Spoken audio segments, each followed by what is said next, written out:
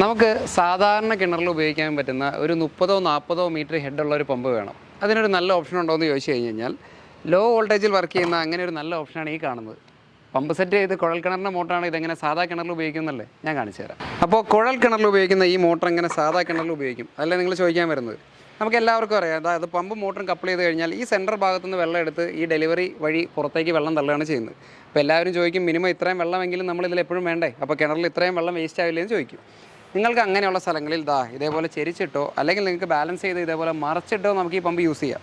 ഇനി രണ്ടാമത്തെ പ്രശ്നമായിട്ട് പറയുന്നത്, ഇതേപോലെയുള്ള മോട്ടറുകൾക്ക് സാധാരണ മോട്ടറിനേക്കാൾ വെള്ളം കുറവല്ലേ എന്ന് ചോദിക്കും. വെള്ളം കുറവാണ്.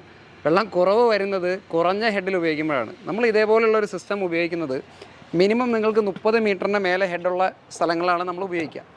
ഉദാഹരണത്തിന് ഒരു 1 HP സാധാരണ കിണറിലിടുന്ന ഒരു ഓപ്പൺ വെൽ സബ്മേഴ്സിബിൾ സിംഗിൾ ഇമ്പളറുള്ള പമ്പിന് മാക്സിമം ഹെഡ് 35 മീറ്ററേ ഉള്ളൂ. ആ 35ാമത്തെ മീറ്ററിൽ ആ മോട്ടറിന് തരാൻ പറ്റുന്ന മാക്സിമം വെള്ളം ഒരു 2000-2500 ലിറ്റർ ഉണ്ടാവുള്ളൂ.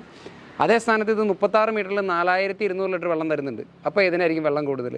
അപ്പോൾ ഇനി അടുത്തതായിട്ട് പറയാൻ സാധ്യത, നിങ്ങൾ ഒന്നിൻ്റെ മോട്ടറിൻ്റെ കാര്യമാണ് പറഞ്ഞത്, ഒന്നിന് പകരം 1.5 ഉപയോഗിക്കാൻ പാടില്ലെന്ന് ചോദിക്കും.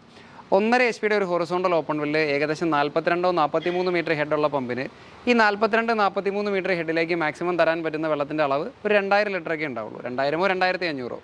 എന്നാൽ ഈ മോഡൽ 46 മീറ്ററിൽ നമുക്ക് ഏകദേശം 3000 ലിറ്റർ വെള്ളം തരുന്നുണ്ട്. അപ്പോഴും ഇതിനല്ലേ വെള്ളത്തിൻ്റെ അളവ് കൂടുതൽ. ഇനിയിപ്പോൾ കറണ്ട് നോക്കാം. നമ്മൾ ഈ കാണുന്ന 1 HP പമ്പിൻ്റെ മാക്സിമം കറണ്ട് എന്ന് പറഞ്ഞു കഴിഞ്ഞാൽ വെറും 6 ആമ്പിയറിന് താഴെയാണ്. ഒരു 1.5 ഹൊറിസോണ്ടൽ പമ്പിൻ്റെ കാര്യം നിങ്ങൾക്കറിയാം, ഏകദേശം 9, 10, 11 ആമ്പിയർ വരെ എടുത്തേക്കാം.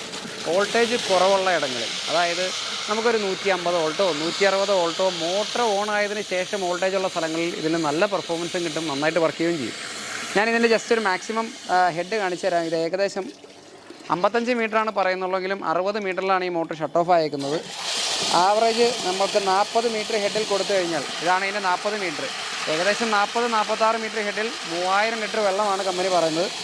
അതേപോലെ തന്നെ ഒരു 13 മീറ്റർ ഹെഡിൽ കൊടുത്തു കഴിഞ്ഞാൽ ഏകദേശം 6000 ലിറ്റർ വെള്ളവും. കാഴ്ചയ്ക്ക് നിങ്ങൾക്ക് ഇതിൻ്റെ പെർഫോമൻസ് കാണാം, നല്ല പെർഫോമൻസിൽ അത് വർക്ക് ചെയ്യുന്നുണ്ട്. ഞങ്ങൾക്കിത് ദൂര സ്ഥലങ്ങളിൽ നിന്നാണ് സപ്ലൈ വരുന്നത്. സാധാരണ ഒരു മോട്ടറിന് റണ്ണിങ് കപ്പാസിറ്റർ മാത്രമേ ഉള്ളൂ.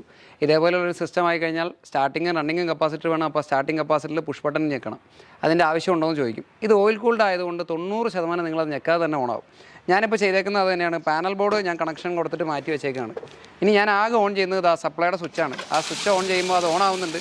ഇവിടുത്തെ വോൾട്ടേജ് കണ്ടീഷൻ ആയിരിക്കില്ല നിങ്ങളുടെ സൈഡിൽ, എങ്കിലും 90% അത് സ്റ്റാർട്ടിങ് കപ്പാസിറ്റർ ഞെക്കാതെ തന്നെ ഓണാവും. നിങ്ങളുടെ സാധാ കിണറിൽ ഈ കാണുന്ന കുഴൽ കിണറിൻ്റെ മോട്ടർ ഉപയോഗിക്കാൻ പറ്റുമോ? അതിന് മറ്റെന്തെങ്കിലും പ്രശ്നങ്ങൾ നിങ്ങൾക്ക് ഫീൽ ചെയ്യുന്നുണ്ടെങ്കിൽ നിങ്ങൾക്ക് ഇതിൻ്റെ താഴെ കമൻറ്റായിട്ട് കൊടുക്കാം. ഏകദേശം ഒരു 15000 രൂപയുടെ അടുത്താണ് ഇതിൻ്റെ ഒരു കോസ്റ്റ് വരുന്നത്. താങ്ക്